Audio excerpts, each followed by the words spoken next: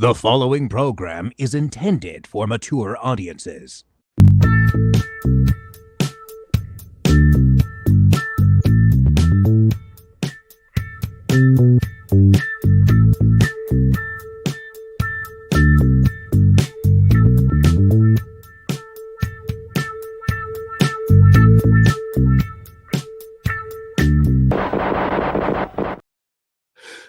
Good evening, and welcome to Flesh Wound. You know, you haven't done it once on one of these goddamn shows. Max isn't here for 2 weeks. You get very comfortable, and you're starting to whisper at motherfuckers again. Come on, Dan. Oh, Jesus. I would be a great Emmanuelle character, Todd. I could be like the boat captain that she seduces. It would be. I'd be great. I'd be awesome. You can't see this face like on late night have one of cinema. those. I think you'd have one of those yellow jogging suits that we have in one of the earlier films. Todd, Seems like your crowd. Not cool. So, yes. Did she or did she not have a good time? She had a good time. She had a good time. Case closed. Yes. Eventually, but yeah. So I guess right off the bat, I will just say this might be a shorter episode than you're used to, which we'll kind of get into. But I think an important episode because a lot of people don't know a lot about the two movies that we're covering tonight. So we'll give you some background on that. Yeah. Well, without further ado, we'll just jump right into this one. It'll be a shorter episode, but nonetheless, a good one. And we'll kick it off, as always. I know probably some people have pointed out we're not going in the exact order that these movies came out, which is a little confusing since some came out the same years, but we're going by the box set order. So just figured I'd remind you guys. All right, so we kick things off with 1983's Emmanuelle's Perverse Outburst from director Joe D'Amato. And in this film, photographer and journalist Emmanuelle explores the prostitution racket and drug trafficking. And she's not technically Emmanuelle really in this either. In fact, some things credit her as Manuela, oddly enough, which doesn't make a whole lot of sense. But in this film, this is essentially a clip show movie. It's comprised with footage from Black Cobra, Emmanuelle and the Last Cannibals, Emmanuelle and the White Slave Trade, Exotic Malice, another Joe D'Amato movie with Mark Shannon, and Porno Esotic Love, which will be our second film tonight. So they added all that in, and they just made a new story, just a different. Yeah, so this is it's a little different than a clip show because a clip show is just highlights. This is creating its own narrative. So yeah, that's true. A little bit more to it than just that. Porno Esotic Love's a clip show, more or less. Well, that one has new footage though. It does, but they're both not exactly clip shows, but they are. It's probably the wrong word to use because there is a redubbing, so there's a new story, and I use that very vague, but there is a new story to be had here. These movies would be tough to release on their own. They really would. But at the same time, if you're a horny young person back in the day that maybe got a hold of this, you're getting some of the spicy scenes from the other movies collected together. So you might have been happy back in the day. And weren't these released for the home video market? Yes, actually, in fact, these were the first ones, I believe, that were just strictly released for video. Before that, all of these movies played theatrically, and as far as I'm aware, I don't think these really had any kind of like 42nd Street play. I could be wrong on that. Obviously, I wasn't there, but these were designed initially for, which makes sense why they'd reuse footage and try to make it like a highlights of the best films, because it's the first time these people can take them home. A lot of these people are going to be first time viewers of this stuff too. No, absolutely. And again, back in the day, there were some people, they just wanted hot Laura Gemser footage, which you get in these movies. So they may not have cared about the plot. In fact, I'm going to do some lumping of these two together probably a little bit, but a little background. Joe D'Amato did do two other clip movies, if you will, in his career.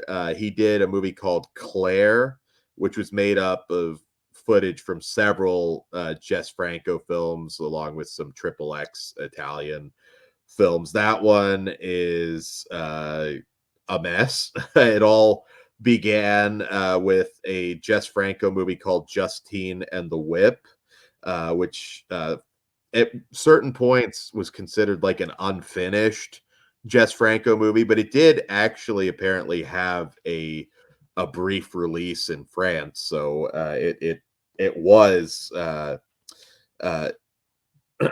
Claire. Well, I'm sorry, I'm jumbling these. Claire was one that was the mess. But if you are a Jess Franco fan, his film.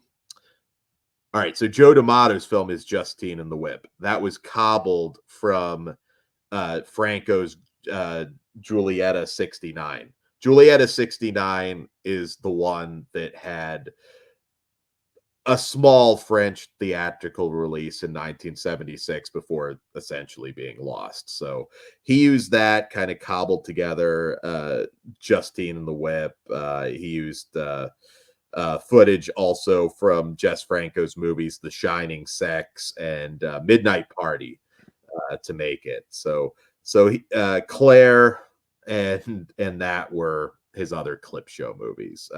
Claire is pretty much unwatchable for what I understand, and the other ones I suppose kind of interesting if you're a Franco aficionado like I am, to check that out. So yeah, it's interesting that they don't use footage of Jack Palance. They did apparently fear a lawsuit if they did that.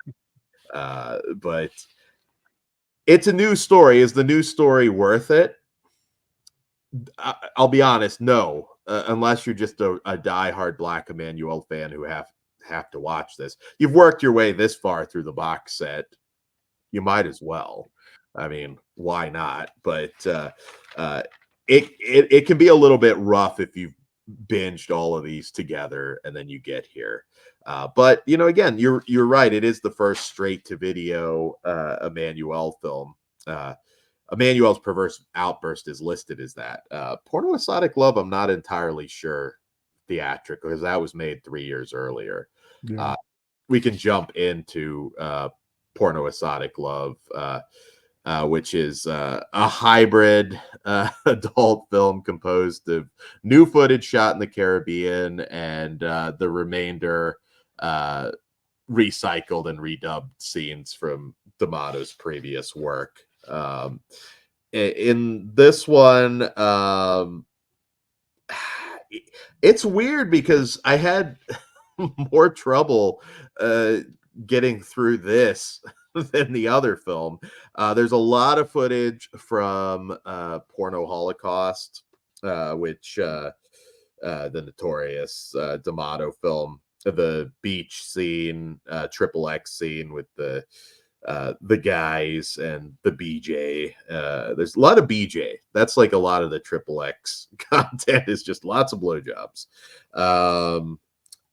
They do manage to stitch a story together here, because again, there is some actual new footage to tie it all in. I would say maybe this one, I don't know, I guess it might be more interesting to you for that reason, even though I personally just wasn't enjoying it. It all leads up to, I mean, it's Ava, played by Laura Gemser, once again, not Emmanuelle, getting revenge for her lover Iris, who overdosed. And she wants to get revenge on Gabrielle Tinty, who essentially led to her demise. I appreciate the fact that there is a story, but it's hard to get into it, being that so much of it was just reused footage. Some people said 60% new footage. I didn't see that. I thought the new footage was much less, but it all leads up to the same ending of Black Cobra. It's the same ending with the snake up the ass, which is a great ending, but I've seen it before. So it's somehow less satisfying. I can't lie. It's impossible really to rate these movies because they don't feel like they qualify. So I'm not really even putting a rating on these two. If you want a compilation of some of the nudity, I guess there's that. But this is really just for completists. Like, I don't know that I could have justified throwing out like $30 to own these separately. Personally. But I would have. I probably would have, yeah, had I had all the others like a sucker, but I wouldn't recommend anybody do that. Yeah. So, I will say there is a really good commentary with the author Brian Connolly of an upcoming book called Emmanuel, 2 M's and an M, a manual. So that's a great title for a book. Emmanuel. Just say that 3 times fast. He has a commentary with Amber Adams of the Seattle Erotic Cinema Society. We'll have to have Brian kind of track him down and have him on the show as he gets this book made, because he said there's over like 400 Emmanuel films. He talks a little bit on the commentary. Those numbers don't have nothing on Amityville. You know what? You think that's the head-to-head? They might be getting close, but I think they might have it beat. Now, some of that is literally just having a character named Emmanuel in it. But he talks a little bit about Rod Steele, the Rolf Konevsky softcore James Bond comedy spoof. I do recommend that. He also mentions kind of the James Bond crossover with The Dragon Lives Again, 1977 Bruce Lee knockoff film that had a fake James Bond, a fake Emmanuel. I think the fucking Godfather even shows up in it. Worth checking out. So I would almost suggest, in all honesty, if you've gotten to this point in the box set, consider just listening to the commentary for Emmanuelle's Perverse Outburst. It's a good commentary, and you're probably not missing much unless you're just a stickler and feel like you have to. The only other extra on the other movie is a brief interview with Mark Shannon, which is also worth checking out. But yeah, like the ending to Black Cobra, but I've seen it. I didn't need to see it again. So that's about all I have to say about this. So we hope we gave you a decent overview on it. Once again, if you are just like you got to check it all out, you can also hopefully look up those other D'Amato clip movies, Claire and Justine and the Whip, which was assembled from Julieta 69. So there you go. They're rare, if nothing else, and I can understand you tracking them down.